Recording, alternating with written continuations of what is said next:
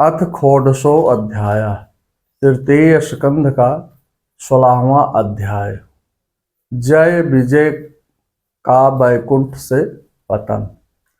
ब्रह्मा जी बोले, हे देवगण, इस प्रकार जब योगनिष्ठ सनकादिक मुनियों ने श्री हरि भगवान की स्तुति की, तब भगवान ने सनकादियों से कहा, हे मुनिगण, जय विजय मेरे पार्षद हैं। इन्होंने मेरी कुछ भी परवाह न कर आपका बहुत बड़ा अपराध किया है। यस्येत्योतयो धृतो दंडो भवेत्मनुवृते साएवानुमतोऽस्म भीमुनियो देवहेलिनाथ। आप लोग मेरे अनुगत भक्त हैं, माने बहुत प्रिय भक्त हैं। इस प्रकार मेरी ही अवज्ञा के कारण आपने इसे दंड दिया है, वह मुझे भी स्वीकार है। इसके लिए मैं आपसे क्षमा मांगता हूँ।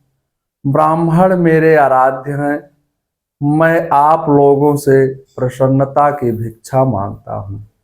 इस प्रकार से नारायण भगवान ने सप्तऋषियों से कहा, तद्धम प्रसादाभ्यमद्य ब्रह्मा देवं परम ही में। सेवकों से अपराध करने पर संसार उनके स्वामी का ही नाम लेता है।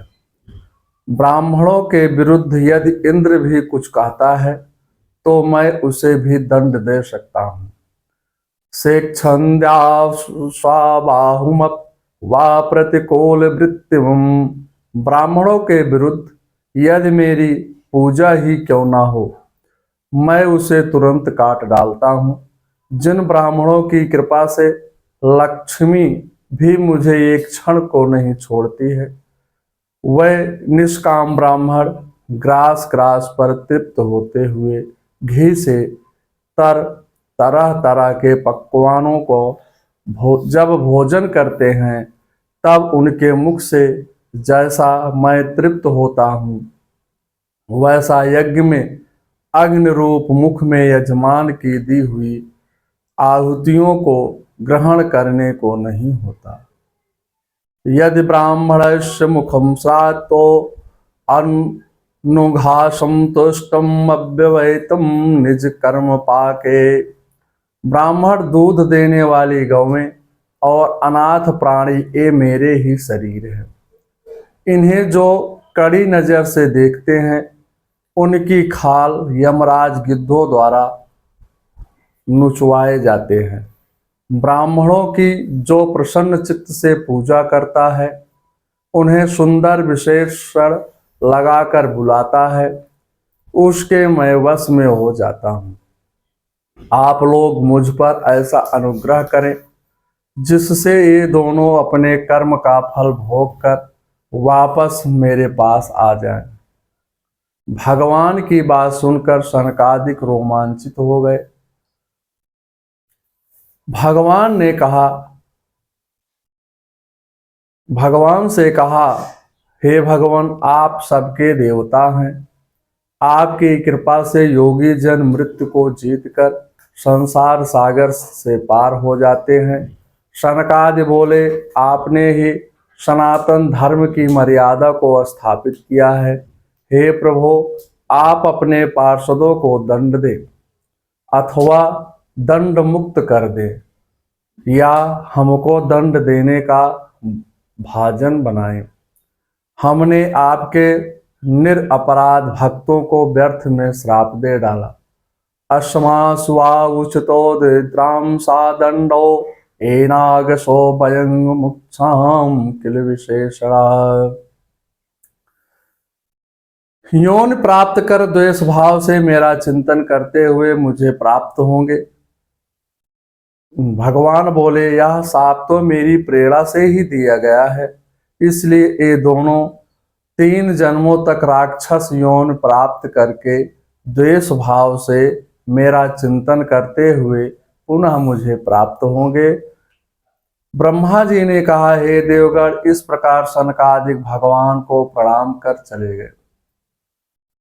भगवान ने पार्षदों से कहा, तुम आनंद पूर्वक जाओ, तुम्हारा कल्याण होगा। तुम शीघ्र ही मेरे पास आओगे। तुमने मेरे समीप आती लक्ष्मी को रोक दिया था, इस कारण तुम्हें फल भोगना पड़ रहा है। ऐसा कहकर भगवान अपने धाम को चले गए। तदंतर दोनों पार्षद बैकुंठ लोक से नीचे गिरकर दिति के गर्भ में प्रविष्ट हो गए। दिते जठर निविष्टम कश्यपम तेज उल्बणम। हे देवगण, उन्हीं दोनों राक्षसों ने ही तुम्हारे तेज को नष्ट किया है।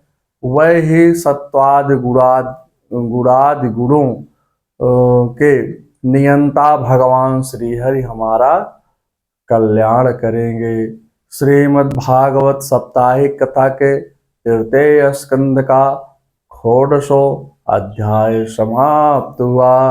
अथ सप्तदशो अध्याय। सप्तदशो अध्याय में हिरणाक्ष हिरण्याकश्यप का जन्म एवं अनेक उत्पात। मैत्रेय जी कहते हैं, हे विदुर जी, ब्रह्मा जी के कहने से अंधकार का कारण जानकर देवताओं की शंका दूर हो गई और फिर से स्वर्ग लौट गए। दित्यस्तम भतुरादेशम पत्य परिशंकनी ओढ़े वर्ष सते साध्वी पुत्रो प्रवर्ष यमो ययो। दित्य ने 100 वर्ष पूरे होने पर जुड़वा पुत्र उत्पन्न किए। उनके जन्म लेते समय स्वर्ग पृथ्वी अंतरिक्ष में अनेक उत्पात होने लगे। पृथ्वी कांपने लगी, दिशाएं जलने लगी, जगह जगह उत्पात होने लगे, बिजलियां गिरने लगी,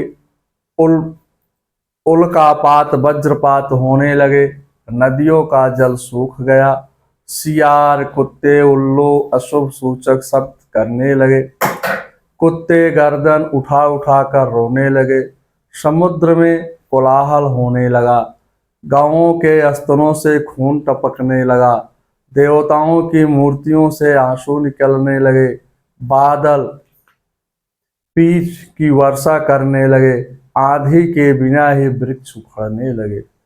व्यारुंद देवालिंगानि ध्रुवम पेतु विनारण्यम। आकाश में क्रूर ग्रह शनि राहु केतु प्रबल होकर के चंद्र बृहस्पति आदि सौम्य ग्रहों को लाग कर वक्र गति से चलने लगे। सभी जीव भयभीत हो गए। जन्म लेते ही दोनों राक्षसों के शरीर पर्वत के समान हो गए। भगवान सूर्य भी उनकी कमर के नीचे हो गए। कश्यप जी ने उनका नामकरण किया। तम वै हिरण्याकश्यप विदो प्रजायम तुम हिरण्याक्षसो तम साग्रता। उनके चलने से पृथ्वी कांपने लगी। कश्यप जी ने बड़े पुत्र का नाम हिरण्याकश्यप और छोटे पुत्र का नाम हिरण्याक्ष रखा। ये प्रतिदिन 4-4 हाथ बढ़ते थे। तात्विक विवेचना।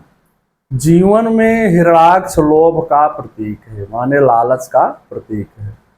हिरण्य माने सोना, स्वर्ण, अक्ष माने आंख। जिसकी दृष्टि स्वर्ण अर्थात भोगों की प्राप्ति में ही लगी रहे, जिनकी भोगों से तृप्ति ना हो, यह हिरण्याक्ष है। लोभ प्रतिदिन बढ़ता रहता है। जिसके पास 100 रुपए है वह 200 की कामना करता है। लोभ के प्रति दिनों दिन बढ़ती रहती है, कभी समाप्त नहीं होती है। लोभ से पाप बढ़ता है, लोभ से लोभ बढ़ता है, लोभ से पाप वृत्ति बढ़ जाती है। बिना प्रभु की कृपा से लोभ वृत्ति समाप्त नहीं होती। पाप अधिक बढ़ने से पृथ्वी दुखी हो जाती है, पृथ्वी धरातल में चली जाती है, मानव समाज दुख रूपी रसातल में डूब जाता है। हिरण्याकश्यप का अर्थ भोग वृत्ति है। हिरण्याक्ष का अर्थ संग वृत्ति। हिरण्याक्ष ने बहुत कुछ भोग सामग्री एकत्र को एकत्र की, अर्थात हिरण्याकश्यप ने उसका उपभोग किया। लोभ और भोग से पाप बढ़ता है। दोनों के शरीर लौह जैसे थे, माने लोहे के समान थे। यद्यप दिति ने हिरण्याक्ष को पहले उत्पन्न किया, किंतु वीर्याधान पहले हिरण्याकश्यप का हुआ, इसलिए हिरण्याकश्यप को ज्येष्ठ माना गया। हिरण्याक्ष और हिरण्याकश्यप के संहार के लिए भगवान ने क्रमशः वराह और नृसिंह अवतार धारण किया। काम विनाश के लिए रामावतार में रावण कुंभकर्ण का विनाश किया। क्रोध विनाश के लिए शिशुपाल का विनाश किया। काम क्रोध को मारने के लिए एक एक अवतार की धारण किया।